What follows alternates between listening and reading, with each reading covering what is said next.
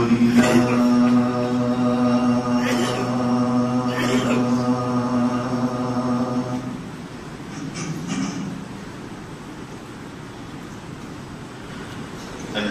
لله نحمده ونستعينه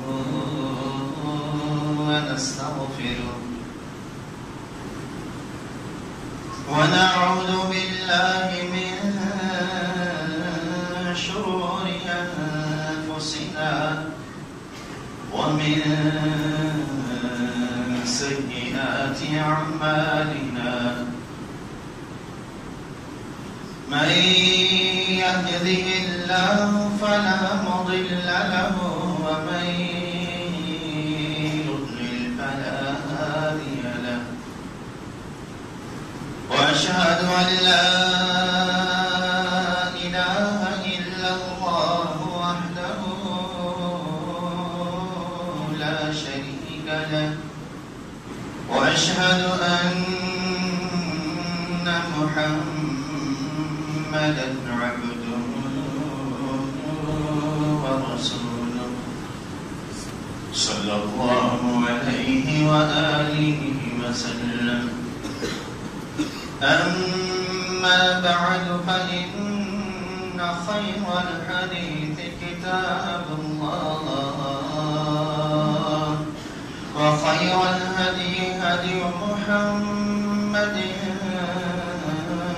صلى الله عليه وآله وسلم. وشر الأمور محدثاتها وكل محدثة بدعة وكل بدعة ضلالة وكل ضلالة في النار. اللهم صل على محمد وعلى آل محمد كما صليت على إبراهيم وعلى آل إبراهيم إنك حميد مجيد. اللهم بارك على محمد وعلى آل محمد كما باركت على إبراهيم وعلى آل إبراهيم إنك حميد مجيد. أما بعد فأعوذ بالله من الشيطان الرجيم. بسم الله الرحمن الرحيم. يا أيها الذين آمنوا كتب عليكم الصيام كما كتب على الذين من قبلكم لعلكم تتقون. हर तरह की तारीफात हम्द व सना रसूल की और किब्रिया अल्लाह तबारक व तआला की वहदहु ला शरीक ज़ात और वहदहु ला शरीक हस्ती के हर तरह की खैर व भलाई का मरकज है, हर तरह की खैर व भलाई का सरचश्मा है, मंबा है कि जिसका कुर्ब, जिसकी रजा दुनिया की और आखिरत की सबसे बड़ी कामयाबी और हर तरह के नफ़ाइस, उयूब, कमियों कोताहियों से पाक है, मुकर्रा है, मुनज़्ज़ह है कि किसी भी बुराई के जरिए से, नाफरमानी के जरिए से उसकी रजा हासिल नहीं की जा सकती। مہربان، بڑا ہی قدردان اور بڑا ہی شاکر ہے کہ اپنے بندے سے نافرمانی بالکل نہیں چاہتا. یہی چاہتا ہے کہ میرا بندہ میری اطاعت اور فرما برداری کرے، اور پھر اس کا بندہ اطاعت اور فرما برداری کے ساتھ اس کو راضی نہیں کر سکتا، لیکن وہ اپنے بندے کی چھوٹی سی نیکی پر بھی اس پر راضی ہو جاتا ہے. ہر طرح کی تعریفات اللہ تبارک و تعالیٰ کے لیے. ان کی درود و سلام رسول اللہ صلی اللہ علیہ وسلم کی ذات اقدس میں. اہل ایمان تم پر روزے فرض کر دیے گئے ہیں جس طرح کے پچھلی امتوں پر روزے فرض کیے گئے، تاکہ تم متقی بن جاؤ، پرہیزگار بن جاؤ، اللہ سے ڈرنے والے بن جاؤ. گزشتہ خطبات میں نے آپ کے سامنے یہ بات عرض کی تھی کہ شیطان نے کہا کہ اللہ میں تیرے مخلص بندوں کو گمراہ نہیں کر سکوں گا، تیرے مخلص بندے میری شکنجے میں، میری پکڑ میں نہیں آئے. اور ان مخلص بندوں کے میں نے اوصاف آپ کے سامنے بیان کیے کہ سب سے پہلے وہ اللہ رب العزت کی ذات کے اندر مخلص ہے کہ یا اللہ ہر نیکی تو نے دینی ہے، ہر بھلائی تو نے عطا کرنی ہے. یا اللہ ہر طرح کے نقصان اور شر سے بچنے کے لیے ہم نے تیری ہی طرف رجوع کرنا ہے. بیٹھ جائیں بیٹا، بیٹھ جائیں، جہاں جگہ ملتی ہے بیٹھ جائیں. جہاں سے کہیں سے اگر ہمیں کوئی فائدہ بھی ملتا ہے تو اس کا اصل مرجع، اس کا اصل مسئلہ تیری ہی ذات ہے. تو نے دنیا کی زندگی میں اسباب بنا دیے. یہ اللہ رب العزت کی ذات میں اللہ کے لیے مخلص ہونا. اور دوسرے نمبر پر وہ اللہ رب العزت کے رسول کے لیے بھی مخلص ہیں کہ جو اطاعت و فرما برداری کا جذبہ ان کے دلوں میں رسول اللہ صلی اللہ علیہ وسلم کے لیے ہے، وہ کسی اور کے لیے نہیں. دنیا لوگوں کے بنائے ہوئے اماموں کے پیچھے چلتی ہے، لیکن وہ اللہ رب العزت کے بنائے ہوئے امام، امام الانبیاء، سرور کائنات رسول اللہ صلی اللہ علیہ وسلم کے کہنے پر چلتا ہے. اور مخلص بندوں کی تیسری نشانی، تیسرا بڑا وصف کہ وہ اللہ رب العزت کے بندوں کے ساتھ بھی مخلص ہوتے ہیں. ان کے دل کے اندر کسی کے لیے کوئی نفرت نہیں ہوتی، ان کے دل کے اندر کسی کے لیے کوئی کینہ، کوئی حسد، کوئی بغض نہیں ہوتا. ان کے دل اتنے اجلے ہوتے ہیں کہ مصابیح الہدی، معاذ رضی اللہ تعالیٰ عنہ کہا کرتے تھے. عمر رضی اللہ تعالیٰ نے ایک دن نبی علیہ السلام کی قبر کے پاس بیٹھے ان کو روتے ہوئے دیکھا. معاذ کیوں رو رہے ہو؟ کہنے لگے کہ رسول اللہ صلی اللہ علیہ وسلم کی باتیں یاد آتی ہیں تو رونا آ جاتا ہے. پھر کہتے ہیں معاذ رضی اللہ عنہ امیر المومنین، نبی علیہ السلام کی بڑی ساری باتیں مجھے یاد آتی ہیں اور ان کی بنیاد پر بھی میری آنکھوں سے آنسو جاری ہو جاتے ہیں. کہنے لگے عمر، ان اللہ یحب الابرار الاتقیاء الاغنیاء، اللہ رب العزت اپنے ان بندوں سے محبت کرتا ہے جو نیک وکار ہیں، جو اللہ کی اطاعت کرنے والے ہیں، اللہ کی فرما برداری کرنے والے ہیں. الاخفیاء کہ بڑے ہی اپنے آپ کو مٹا کر، اپنے آپ کو سمیٹ کر دنیا کی زندگی میں رہنے والے. دولت بھی ہے، شہرت بھی ہے، عزت بھی ہے، مال بھی ہے. اللہ رب العزت نے خاندان اور کنبہ قبیلہ بھی دے رکھا ہے، لیکن الاخفیاء بڑے ہی چھپ کر رہنے والے. جس علاقے میں وہ رہتے ہیں کوئی تمنا نہیں ہے دل کے اندر، کوئی چاہت نہیں ہے دل کے اندر، کوئی دل کے اندر تڑپ نہیں کہ کوئی آگے آ کر سلام کرے، کوئی بیٹھنے کے لیے مجھے جگہ دے، کوئی مجھے آگے کرے، کسی فہرست میں، کسی لسٹ میں، کسی تختی پر، کسی اعزاز کے اندر میرا نام آئی. الاخفیاء، معاذ رضی اللہ عنہ کہتے ہیں امیر المومنین، اللہ رب العزت ان بندوں سے محبت کرتا ہے. اذا غابوا لم يفتقدوا، کہ جب وہ مسجد میں آنا یا محلے سے یا کسی علاقے میں جہاں وہ رہتے ہوں، جب وہ وہاں سے گم ہو جاتے ہیں، چلے جاتے ہیں، لم یفتقدوا، کوئی ان کے بارے میں کسی سے پوچھتا نہیں کہ آپ وہ ساتھی ہمارا آتا تھا وہ کہاں چلا گیا، بڑے دنوں سے نظر نہیں آ رہا.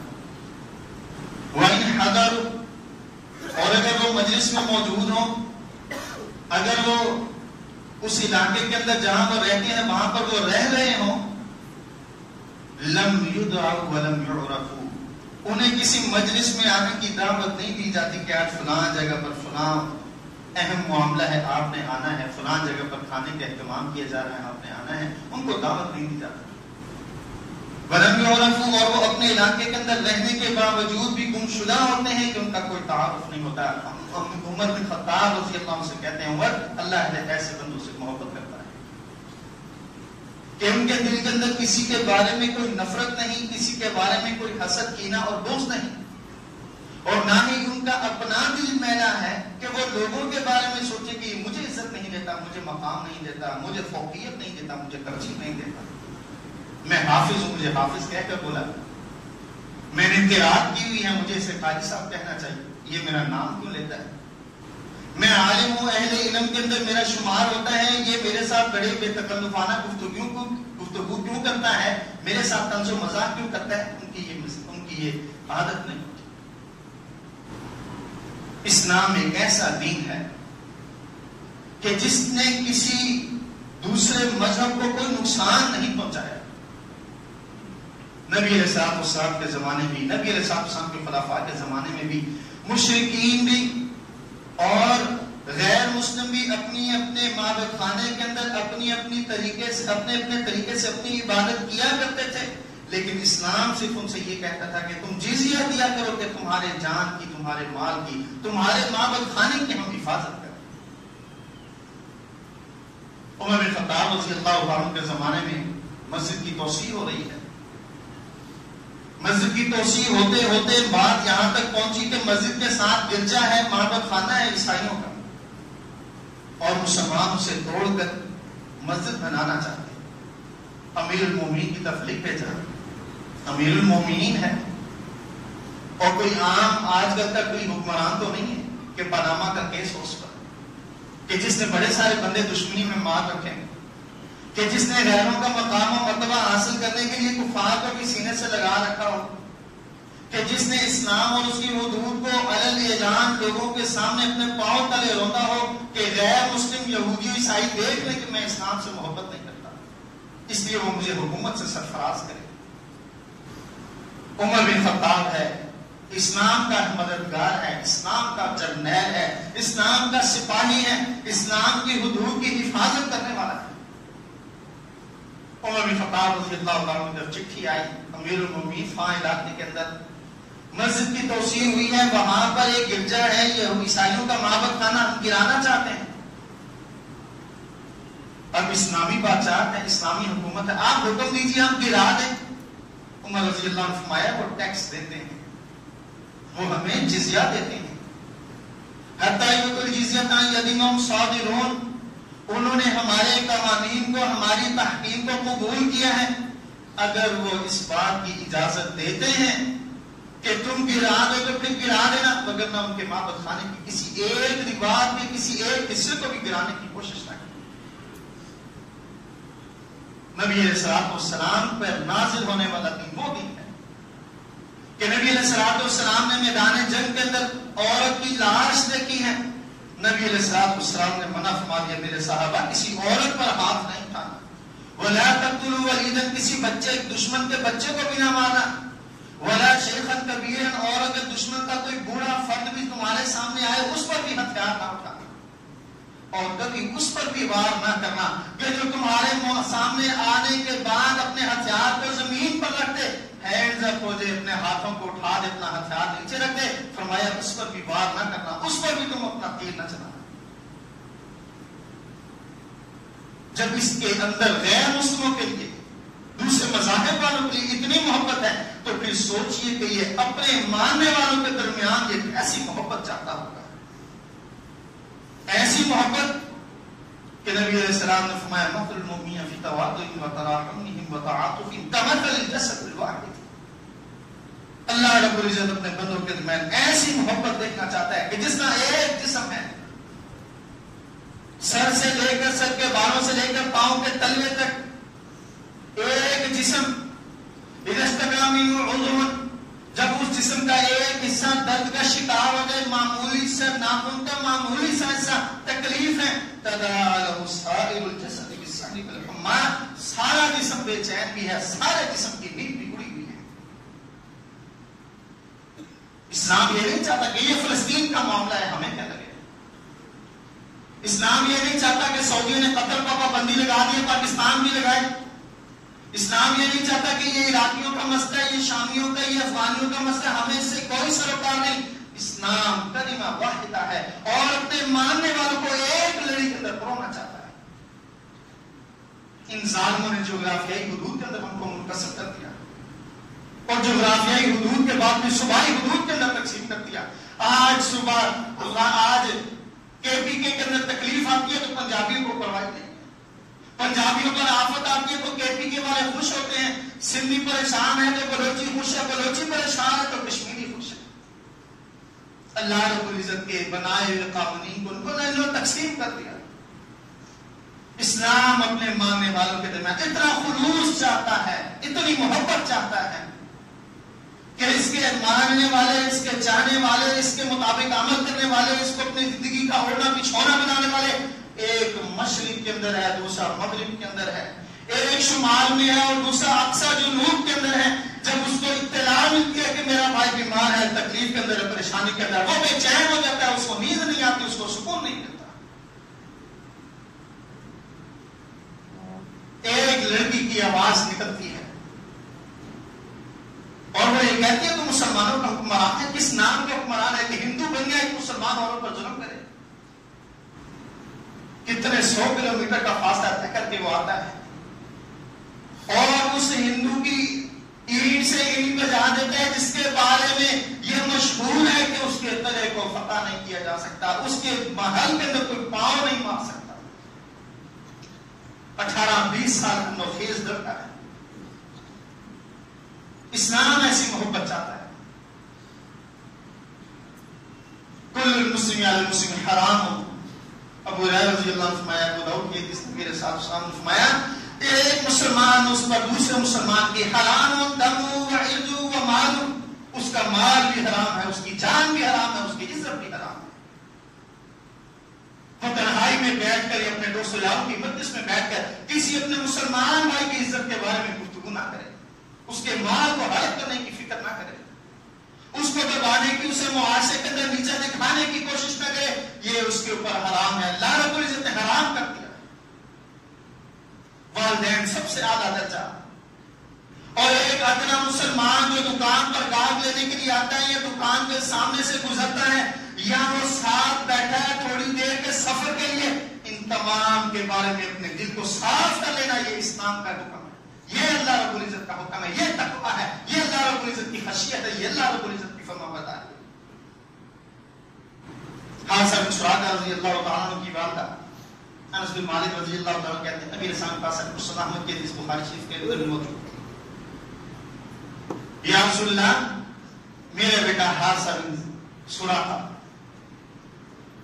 کانا قتل یوم بدر، یا رسول اللہ بدر کے دن شہید ہوا ہے، اور بدریوں کا تو کیا کہنا ہے، ان اللہ اطلع علی اہل بدر، بدر کی جو لڑائی تھی اسلام کا پہلا باضابطہ مارکا، نبی علیہ السلام نے فرمایا اپنی جان، اپنا مال، اپنی آباد سب کچھ قربان کر دیا، 313 تھے آگے میدان کے اندر، یا اللہ سب کچھ تیرے لیے حاضر ہے، ہمارا تو کچھ ہے ہی نہیں جو ہم روک کے رکھتے ہیں، ہے ہی تیرا ہے، یا اللہ ہم سب کچھ تیرے نام پر قربان کرنے کے لیے تیار ہیں۔ اللہ رب العزت نے فتح دے دی، ایمان کی بنیاد پر، اصل کی بنیاد پر کبھی جنگ نہیں جیتی جا سکتی۔ آج مسلمانوں کے پاس اسلحے کی کمی نہیں ہے، آج مسلمانوں کے پاس تیز رفتار اڑنے والے طیاروں کی کمی نہیں، آج مسلمانوں کے پاس سیکنڈ کے اندر دنیا کا ربع حصہ، چوتھا حصہ تباہ کرنے کی صلاحیت موجود ہے، اس چیز کی بھی کمی نہیں۔ آج اگر کمی ہے تو حکمرانوں کے دلوں کے اندر ایمان کی کمی ہے۔ ٹرمپ نے یہ کہہ دیا ہے ہم نے یہ کرنا ہے، ٹرمپ نے یہ کہہ دیا ہے ہم یہ کریں گے، اس لیے کہ وہ ہمارا آقا ہے، اسی نے ہمیں حکومت دی ہے، وہی تو ہماری فرما روائی کا مالک ہے، وہی تو ہماری بادشاہت کا مالک ہے، وہ جو چاہے گا ہم وہ کریں گے، یہ پھر بھی مسلمان ہے۔ یا رسول اللہ قتل یوم بدر اصابہ سهم غضب، نامعلوم سمت یا رسول اللہ تیر آیا، میرا بیٹا جوان بیٹا، میں اس کی بوڑھی ماں، میری دنیا کا واحد سہارا یا رسول اللہ، ہار سے مسکراتا تھا. اصحاب اسہم unknown یا رسول اللہ، غیر سمت سے نہ جانے کس نے تیر چلایا، unknown بلٹ ہے، unknown یا رسول اللہ وہ تیر آیا ہے اور آ کے لگا ہے اور میرا بیٹا شہید ہو گیا. ان کان فی الجنۃ فصبرت. یا رسول اللہ آپ کو پتا ہے میں اپنے بیٹے سے کتنی محبت کرتی تھی. یا رسول اللہ اس نے میری جتنی خدمت کی ہے یا رسول اللہ کسی بیٹے نے اپنی ماں کی اتنی خدمت نہیں کی ہوگی. میری دنیا کا اکیلا سہارا ہے یا رسول اللہ، میں بوڑھی ماں. یا رسول اللہ فإن كان في الجنة صبرت، اگر وہ جنت کے اندر میں صبر کروں گی. وإن كان غير ذلك اجتهدت عليه في البكاء، اور اگر وہ جنت میں نہیں ہے یا رسول اللہ مجھے بتلائیں. الا تحدثني یا رسول اللہ، پھر مجھے بتلائیں میں رب ذوالجلال کے سامنے بوڑھی عورت اپنے سفید بالوں کے ساتھ اپنے کانپتے ہوئے جھریوں سے بھرے ہوئے ہاتھوں کو پھیلا کر اس کے سامنے روؤں گی اور کہوں گی کہ اللہ میرے بیٹے کو جنت دے دے. بیٹا ہو تو ایسا ہو، ماں بھی ہو تو ایسی. ماں کسی کے لیے دعا نہیں کرتی، لیکن جب بیٹا ماں کے ساتھ اپنی طاقت سے بڑھ کر حسن سلوک کرتا ہے پھر ماں کو اپنی تکلیف بھول جاتی ہے. پھر جب بھی وہ اٹھتی ہے، جب بھی وہ بیٹھتی ہے، جب وہ کروٹ لیتی ہے، رات کے وقت جب اس کی آنکھ کھلتی ہے، اللہ کی قسم اس کے زبان پر اگر کوئی دعا ہوتی ہے تو یہ نہیں ہوتی کہ یا اللہ تو مجھے بڑھاپے میں تندرستی دے، مجھے لمبی عمر دے. دعا یہی ہوتی ہے کہ اللہ میرے بچوں کو سلامت رکھنا. نبی علیہ الصلوۃ والسلام نے فرمایا اماں جان کیا ہو گیا آپ کو؟ آپ یہ سمجھتی ہیں کہ جنت صرف ایک جنت ہے؟ وَإِنَّا أَجْنَانٌ فِي الْجَنَّةِ، جنت کے اندر بھی رب ذوالجلال نے 100 مرتبے رکھے ہیں. اصحاب الفردوس الاعلیٰ، تیرا بیٹا جنت کے اندر نہیں ہے اماں جان، تیرا بیٹا جنت الفردوس کے اندر ہے. مسند احمد کے الفاظ ہیں، نبی علیہ السلام نے فرمایا میں جنت کے اندر گیا، قرآن پڑھنے کی مجھے آواز آئی، کوئی قاری تلاوت کر رہا ہے. میں نے جبریل سے پوچھا جبریل یہ کون ہے؟ جبریل کہنے لگے یا رسول اللہ آپ کا صحابی حارثہ بن سراقہ ہے. نبی علیہ السلام نے کذالک البر، جو اپنی ماں کے ساتھ اس نے سلوک کرتا ہے رب ذوالجلال اسے بڑے ہی مرتبے عطا کرتا ہے. والدین سے لے کر ایک ادنا مسلمان تک، والدین سے لے کر ایک چھوٹے سے چھوٹے مسلمان تک، کہ جس کے ساتھ اس کا 2-4 منٹ کے لیے واسطہ پڑتا ہے، جب تک اپنے دل کو صاف نہیں کرے گا وہ اللہ کا مخلص بندہ کبھی نہیں بن سکتا. گھر دھل گئے، مصلے صاف ہو گئے، نالیاں صاف ہو گئی، کپڑے نئے بن گئے، گھروں کا رنگ روغن ہو گیا، جو اس کے اندر تعمیر و ترقی جو اس کے اندر بہتری لانی تھی وہ ساری کی ساری ہو چکی. دل ابھی تک میلا ہے، دل ابھی تک کالا ہے. رمضان مبارک گزر گیا ہے. کنا نستقبل رمضان ولیس فی قلبی احدنا غش لأحد.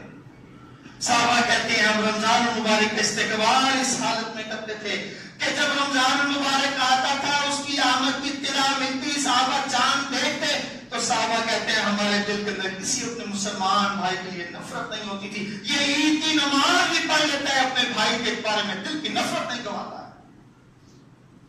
پھر بھی سمجھتا ہے میں مومن ہوں، پھر بھی سمجھتا ہے میں مسلمان ہوں، پھر بھی سمجھتا ہے میرا تعلق اہل ایمان سے، پھر بھی کہتا ہے میں اہل حدیث ہوں، پھر بھی کہتا ہے میں کتاب و سنت کی پیروی کرنے والا ہوں، پھر بھی یہ کہتا ہے کہ جنت میری ہی وراثت ہے، پھر بھی یہ سمجھتا ہے میرے علاوہ میری جماعت کے علاوہ کسی نے جنت میں نہیں جانا. اسے معلوم ہی نہیں ہے کہ رب ذوالجلال نے جب پکڑنا ہے جنت میں وہ چاہ رہے ہوں گے رب ذوالجلال کے فرشتے روک لیں گے. حتی اذا حُتِّمُ وَنُقُّ، رب ذوالجلال کے فرشتے روک لیں گے بھائی ہم تو کل صراط عبور کر رہے ہیں، ہم نے تو کل صراط عبور کر دیا ہے. سب سے بڑی مشکل، سب سے بڑی مشکل پل صراط، نبی اسلام فرمایا بال سے زیادہ باریک، تلوار کی دھاپ سے زیادہ تیز، لوہے کے بڑے بڑے آنکڑے لگے ہوں گے.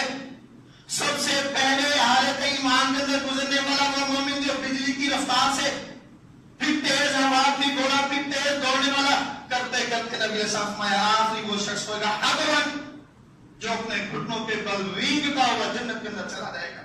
گزر رہا ہوگا اس کے صرف اتنے سے گناہ ہوں گے، وہ گزر رہا ہوگا کبھی ایک آنکڑے میں اس کی ٹانگ پھنس جائے گی، کبھی دوسرا پہلو پھنس جائے گا، وہ اپنے آپ کو چھڑاتا اپنے آپ کو وہاں سے وہ نجات دلاتا جنت کے اندر پل سراج کر عبور کر دے گا. فرمایا جناب سامنے جب وہ مڑ کر دیکھے گا تو کہے گا الحمدللہ الذی نجانی من، ساری تعریفات میرے رب کے لیے جس نے تجھ سے مجھے نجات عطا کر دی.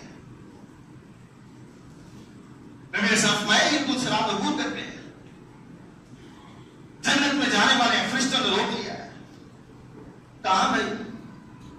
جنت میں جا رہے ہیں. کیوں؟ پل سراج عبور کرائے.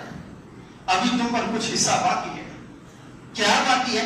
تم نے اپنے کچھ بھائیوں کے بارے میں ایسے نازیبا کلمات کہے تھے، تم نے ان کی عزت کے بارے میں، تم نے ان کے ساتھ مالی معاملات میں، تم نے ان کے ساتھ گفتار میں، تم نے ان کی غلطی پر ان کو ان کی غلطی سے زیادہ کچھ کہہ دیا تھا. ابھی وہ خمیازہ تمہیں بھگتنا ہے. نبی صلی اللہ علیہ وسلم جب بالکل پاک صاف ہو جائیں گے پھر رب اجازت دے گا چاہو اب تم جا سکتے ہو. ایک اعلیٰ مسلمان سب سے بڑے درجے کا والدین، اس کے بعد ایک اعلیٰ مسلمان جب تک وہ اپنا دل صاف نہیں کر لیتا اللہ رب العزت کا مخلص بندہ نہیں بن سکتا. ساری زندگی گزر گئی، ساری زندگی گزر گئی، رشتہ داروں کے ساتھ کبھی ملا ہی نہیں، بیگم ملنے ہی نہیں دیتی. ساری زندگی گزر گئی، کبھی اس نے اپنے والدین بہن بھائیوں کو دیکھا ہی نہیں. کیوں؟ میرا خامن پسند نہیں کرتا میرے والدین کو، میرا خامن اپنے سسرال کے ساتھ رکھنا نہیں چاہتا. ساری زندگی گزر گئی، بڑھاپا آ گیا، دانت گر گئے، بال سفید ہو گئے، ٹانگیں لڑکھڑانے لگی، ہاتھ میں لاٹھی آ گئی، لیکن یہ خیال نہیں آیا کہ فلاں میرا رشتہ دار مجھ سے ناراض ہے میری زیادتی کی وجہ سے، فلاں بھی مجھ سے تنگ ہے میری زیادتی کی وجہ سے. کبھی دل میں یہ خیال نہیں آیا کہ مرنے سے پہلے توبہ کر کے اس سے معافی مانگ کے دنیا سے چلا جاؤں. نبی علیہ السلام فرمایا حاصل بن سراج رضی اللہ عنہ کے بارے میں کہ میں نے دیکھا کہ وہ جنت کے اندر قرآن پاک کی تلاوت کر رہا ہے. فرمایا اما جان پریشان نہیں ہونا، انا جنان فی جنت، رب الجلال نے جنت کے اندر بھی بڑے سارے مرتبے رکھے ہیں. وَإِنَّ وَأَصْحَابُ الْفِرْدَوْسِ الْأَعْلَىٰ، آؤ کہ بیٹا جنت الفردوس کے اندر ہے.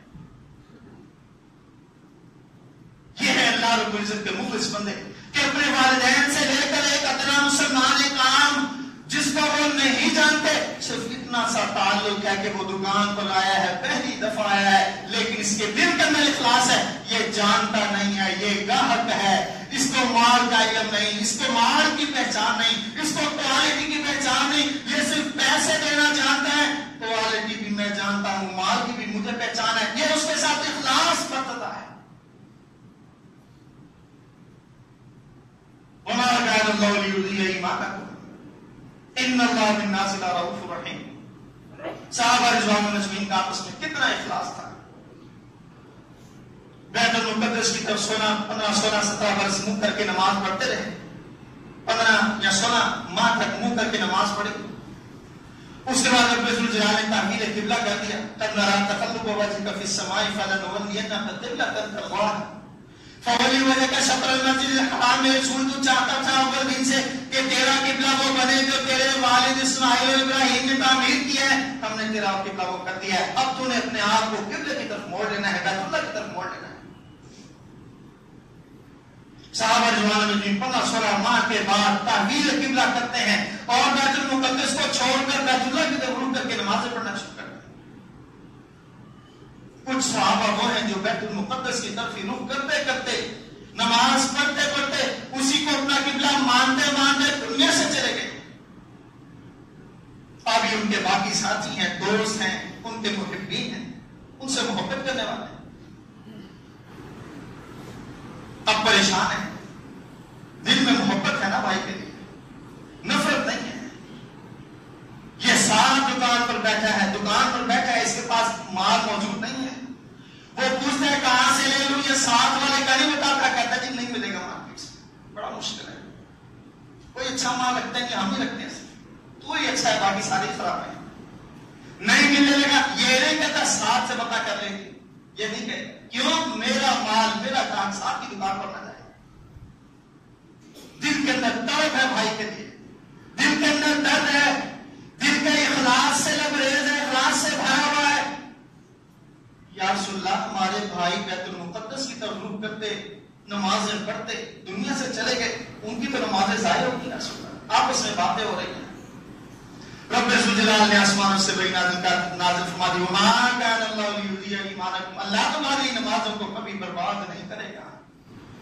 ان اللہ بالناس لرؤوف رحیم، تم اپنے بھائیوں سے جتنی محبت کرتے ہو اس سے کئی ہزار نہیں کئی لاکھ گنا بڑھ کر اللہ اپنے مومن بندے سے محبت کرتا ہے.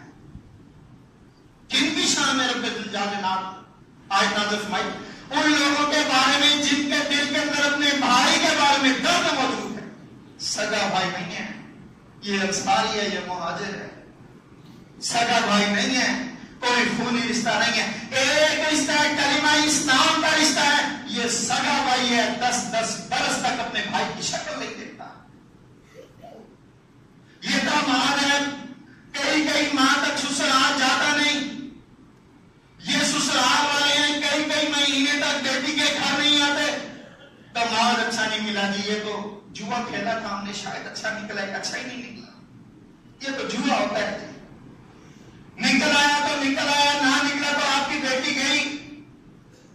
یہ مسلمان اپنے مسلمان بھائی کے بارے میں کتنا فکر مند ہے.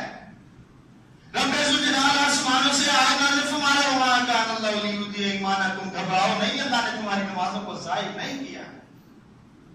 ان اللہ بالناس لرؤوف رحیم، اللہ اپنے بندوں پر بڑا مہربان. سبحان ربک رب العزت عما یصفون.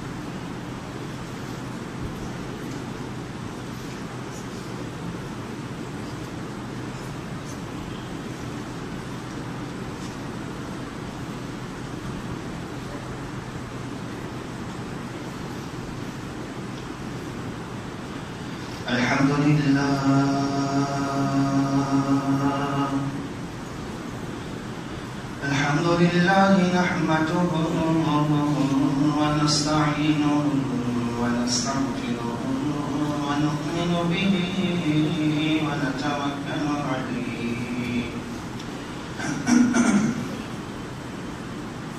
ونعوذ بالله من شرور أنفسنا ومن سيئات أعمالنا.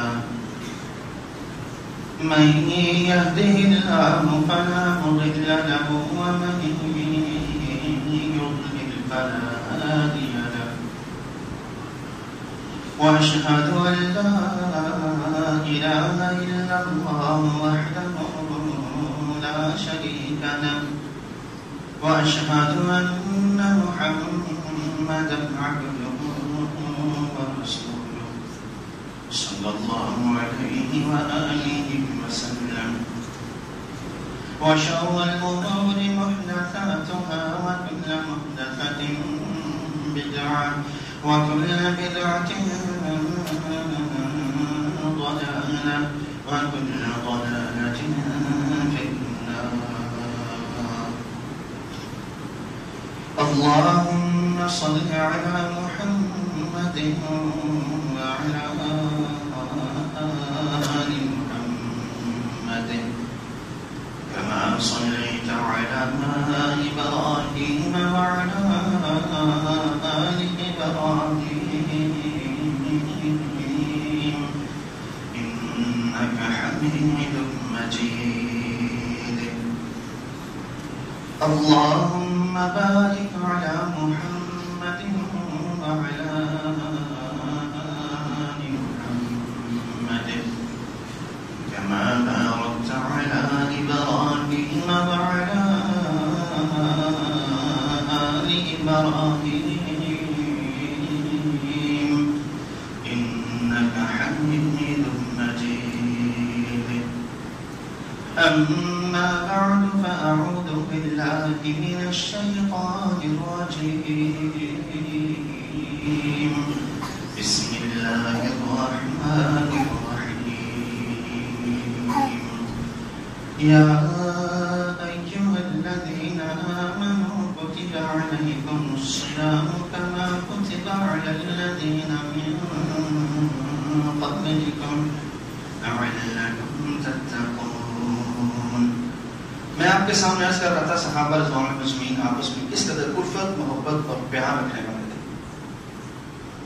کہ ان کا تعلق دنیا کی کسی لالچ کی بنیاد پر نہیں ہے، دنیا کے کسی تعلق اور رشتہ داری کی بنیاد پر نہیں،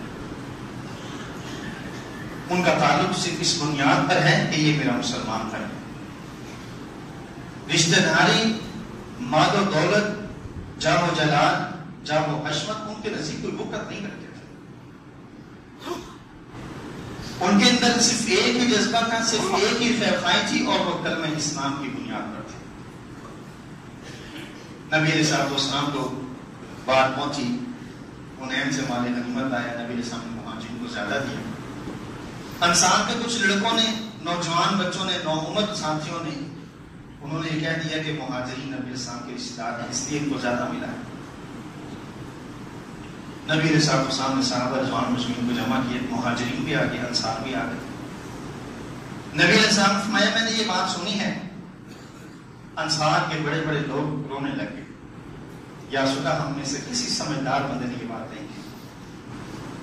یا رسول اللہ ہم کہہ بھی کس طرح سکتے ہیں، ہم تو آپ کو امانت دار سمجھتے ہیں. نبی علیہ السلام کسی شخص کے ساتھ سودا کر لیا، اونٹ کا یا غالباً کوئی اور چیز ہے،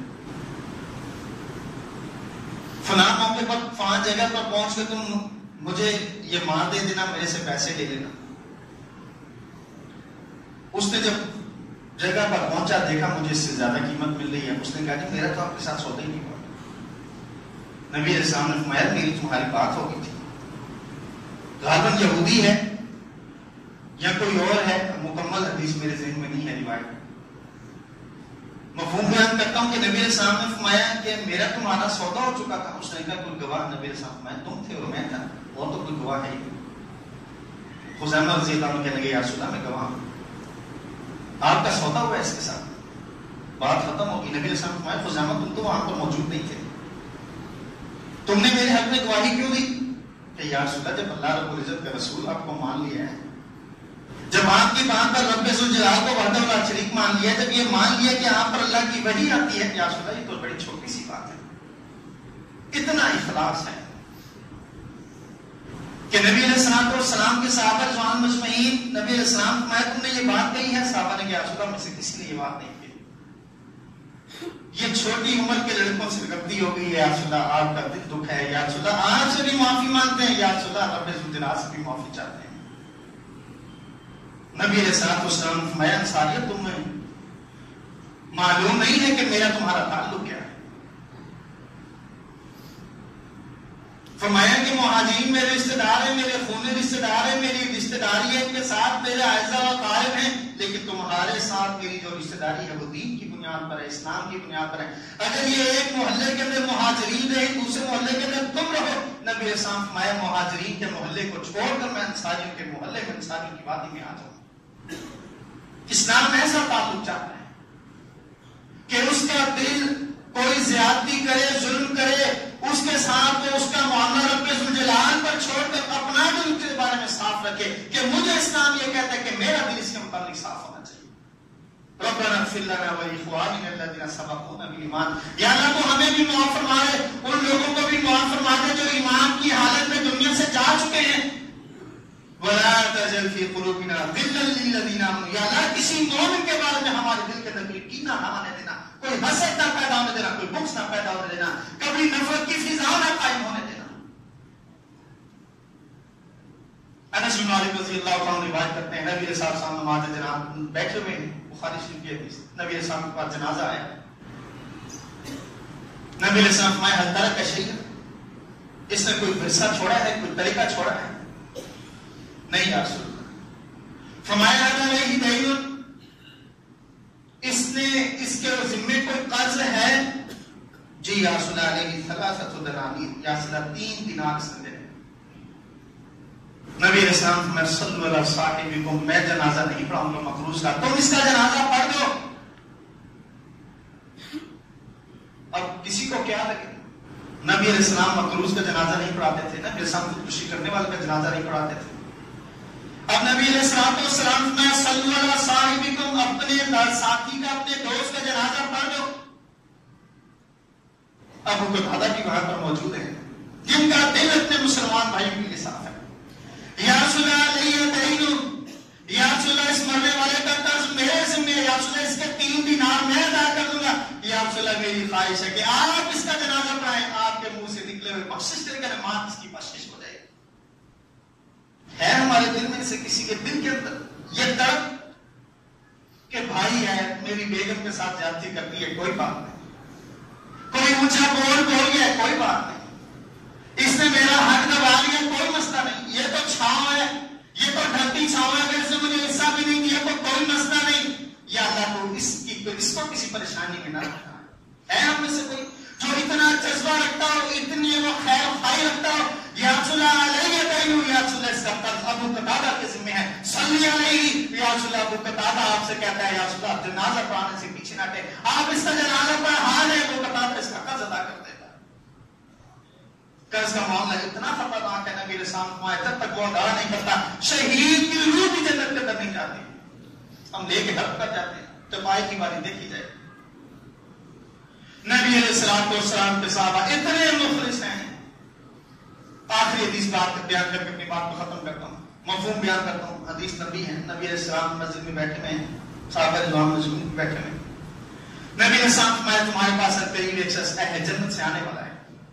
صحابہ دروازہ دیکھ رہے ہیں، ایک شخص آیا، جوتا اپنے ہاتھ میں ہے اور داڑھی سے اس کے پانی کے چھینٹے گر رہے ہیں، وضو کر کے آیا، نماز پڑھی ہے، چلا گیا۔ اگلا دن وہی وقت ہے، نبی علیہ السلام نے وہی جملہ دہرایا کہ بھئی تمہارے درمیان ایک جنتی شخص آنے والا ہے۔ صحابہ پک ٹکی باندھ کر دیکھ رہے کون ہے؟ وہی شخص ہے، اسی کیفیت میں، اسی حالت میں مسجد میں داخل ہوا ہے، ہاتھ میں جوتا ہے اور پانی کے قطرے داڑھی سے گر رہے ہیں۔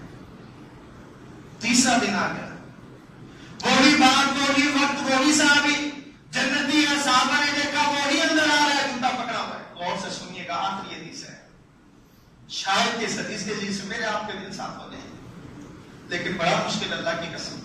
وَإِنَّهُ لَيَسِيرٌ عَلَىٰ مَن يَسْرَهُ اللَّهُ، نبی علیہ السلام نے، صحابی نے نبی علیہ السلام سے دین کے متعلق پوچھا، پھر نبی علیہ السلام فرمایا صحابی بڑا مشکل کام ہے، وَإِنَّهُ لَيَسِيرٌ عَلَىٰ مَن يَسْرَهُ اللَّهُ عَلَيْهِ، لیکن جو کرنا چاہے اللہ اس کے لیے کوئی مشکل باقی نہیں جانے دیتا۔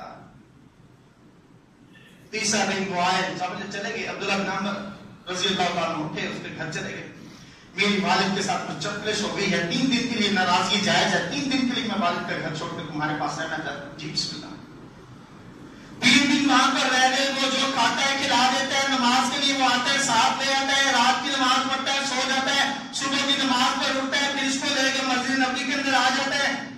3 دن کے بعد عبداللہ بن عمر کہنے لگے یار اصل بات یہ ہے کہ تم 3 دن آئے، 3 دن نبی صاحب نے ایک ہی جملہ بولا کہ تمہارے پاس ایک جنتی شخص آنے والا ہے، اور 3 دن تم ہی تھے، 3 دن یہی جملہ تھا۔ عبادت تو میں نے تمہاری کوئی نہیں دیکھی، میری بہنیں بھی سن رہی ہیں، آپ بھی سن رہے ہیں، خدا اپنے دلوں کو صاف کر لے۔ نہ جانے اگلا رمضان رب ذوالجلال ہمیں دینا یا نہیں دینا، نہ جانے عید کی خوشیاں بھی ہم نے دیکھنی ہے نہیں دیکھنی۔ اللہ کی قسم دنیا سے جائیں پاک صاف ہو کر جائیں کہ اتنا دل صاف ہو، رب ذوالجلال کے فرشتے آئیں تو کہیں سلام علیکم، تم پر رب ذوالجلال کی سلامتی ہو۔ ناراضگی کوئی نہیں ہے بھائی، کوئی جھگڑا نہیں ہوا، کوئی لفڑا نہیں، معاملہ یہ 3 دن یہ بات سنی، میں نے شوق کیا دیکھو تمہاری عبادت کیا ہے۔ اس نے کہا تم نے دیکھ لیا، نہ تہجد ہے نہ کوئی اور اضافی کا، جو تم کرتے ہو میں بھی کرتا ہوں۔ عبداللہ بن عمر رضی اللہ عنہ فرمائے یہ تو ہم بھی کرتے ہیں، چل پڑے واپس آ رہے ہیں۔ اس نے فرمایا ہاں بات سنو، جی ایک بات ضرور ہے میرے بارے میں، شاید اس کی بنیاد پر رسول اللہ صلی اللہ علیہ وسلم نے مجھے اتنا بڑا تمغہ دیا ہے۔ وہ کیا بات ہے؟ عبداللہ نے پوچھا، وہ بات یہ ہے جب میں رات کو سوتا ہوں سب کے بارے میں دل صاف کر کے سوتا ہوں۔ عبداللہ بن عمر رضی اللہ عنہ نے جواب کیا دیا، یہی وہ کام ہے کننا لا نستطيع النفل، جو ہم سے ہوتا نہیں ہے۔ اللہ کے لیے بھی مخلص بن جاؤ، خدا را اس کی توحید کو اپنا لیجیے۔ رسول اللہ کے لیے مخلص ہو جائیے، اپنے اماموں کو چھوڑ دیجیے، رب ذوالجلال کا بنایا ہوا امام الانبیاء کی اتباع پر آ جائیے۔ امام ابو حنیفہ کیا کہتے ہیں، امام شافعی کیا کہتے ہیں، چھوڑ دیجیے اور اپنے مسلمان بھائیوں کے لیے مخلص ہو جائیے کہ کوئی ظلم کرے، زیادتی کرے، نا انصافی کرے، اس کا معاملہ رب ذوالجلال پر، میرا ذمہ یہ ہے کہ میں اس کے بارے میں دل صاف رکھوں۔ اللهم انصر الاسلام والمسلمين واعز الاسلام والمسلمين واذل الشرك والمشركين ودمر اعداء الدين اللهم اجعل كلمة الاسلام هي العليا واجعل كلمة الكفر السفلى يا فاتح الحاجات اقض حاجاتنا وحاجات المسلمين يا شافي الامراض في مرضانا ومرضى المسلمين یا اللہ جو بھی لوگ حالت ایمان میں دنیا سے جا چکے ہیں یا اللہ ان کو تو مغفرت فرما دے، ان کو اعلی لیکن پہ نظر عطا فرما، یا اللہ ان کی نیکیوں کو قبول فرما لے، یا اللہ جو لوگ بیمار ہیں یا اللہ ان کو شفا کاملہ عطا فرما۔ فطرانہ جس قیمت پہ آپ آٹا یا چاول کھاتے ہیں وہ قیمت آپ نے ادا کرنی، جنس بھی دے سکتے ہیں، لیکن عثمان غنی رضی اللہ عنہ، عمر بن عبدالعزیز رحمۃ اللہ علیہ سے بھی ثابت ہے کہ آپ نقدی بھی دے سکتے ہیں۔ آٹا کس قیمت کا ہے؟ 2 کلو 600 گرام، اس کی قیمت لگا دیجیے، اور اگر ایک وقت میں آٹا اور ایک وقت میں چاول کھاتے ہیں تو پھر 1 کلو 300 گرام آٹے کے پیسے اور 1 کلو 300 گرام چاول کے پیسے، ان دونوں کو جمع کر دیں، قیمت مقرر نہیں کرنی چاہیے۔ ایک آدمی 20 روپے کلو والا آٹا کھاتا ہے اور ایک 50 روپے والا، ہم یہ کہتے ہیں کہ 100 روپے دینا ہے یا 200 روپے دینا، یہ غلط ہے۔ 100 والا 50 والا آٹا کھاتا ہے تو اس کے 225 روپے بن جاتے ہیں، 235 روپے بن جاتے ہیں، اور اگر وہ 150 روپے کلو والا 130 135 روپے کلو والا چاول کھاتا ہے تو پھر آپ دیکھ لیں 1 کلو 300 گرام کے پیسے کتنے بن جائیں گے، اس چیز کا حساب لگا ہے۔ اور اضافی دینے میں کوئی حرج نہیں ہے، ضرور ہم نے قیمت ہی پوچھ لی کہ جی 200 بنتا ہے 150 بنتا ہے، آپ 500 کے حساب سے 200 کے حساب سے جتنی صلاحیت ہم اس کے مطابق دے سکتے ہیں۔ نماز عید انشاءاللہ عزیز اصل مال کے گراؤنڈ کے اندر، ڈگری کالج گراؤنڈ کے اندر 5:10 آپ سے التماس ہے وقت پر گھر سے نکلیں تاکہ نہ گاڑیوں کا ازدحام ہو، نہ رش وہاں پر بنے، نہ ٹریفک جیم ہو اور نہ آپ کے لیے پریشانی بنے۔ انشاءاللہ عزیز ہمارے ساتھی وہاں پر کھڑے ہوں گے، 4:45 بجے تک گاڑی کو اندر جانے کی اجازت ہوگی، اس کے بعد گاڑی باہر پارک کروا دی جائے گی تاکہ آپ آسانی سے اندر جا سکیں۔ اس کے بعد ایک اعلان ہے ہمارے یوتھ فورس کے بھائیوں کی طرف سے، امام بھائی، ذیشان بھائی، وکاس بھائی، فہیم بھائی، ان کی طرف سے، ان کی جو پورا گروپ ہے کہ آج انہوں نے آپ کو دعوت دی ہے کہ آج افطاری آپ ہمارے ساتھ کریں، جمعہ الوداع ہے، آپ ساتھیوں سے التماس ہے آپ ان کی دعوت ضرور قبول کریں۔ بیماروں کے لیے بھائیوں نے دعا کی ہے، اللہ تعالیٰ سب کو صحت عطا فرمائے۔ ایک اعلان ہے، ہمارے بڑے اچھے دوست ہیں، بھائی ہیں، بڑے ہی مخلص ساتھی ہیں، اللہ کے دین سے محبت کرنے والے، سارا گھرانہ ہی اللہ رب العزت نے بڑا نیک بنایا ہے، اللہ رب العزت نے ہدایت دی ہے اور اللہ رب العزت نے اس طرح کو استقامت بھی دی ہے۔ وقاص بھائی ہیں ہمارے میڈیا سینٹر میں کام کرتے ہیں، اعظم بھائی ہیں صدر میں ہوتے ہیں، ان کے بڑے بھائی کا انتقال ہو گیا سہیل صاحب کا، اللہ رب العزت سے دعا کریں اللہ تعالیٰ کے گناہوں کو معاف فرما دے، اللہ رب العزت ان کی کشی خطاؤں کو معاف فرما دے، جو نیکیاں وہ رب العزت کے پاس لے کر گئے ہیں اللہ اپنی رحمت کے ساتھ قبول کر کے انہیں جنت میں اندر جگہ عطا فرما دے۔ نماز کے بعد انشاءاللہ نماز جنازہ بھی ادا کریں۔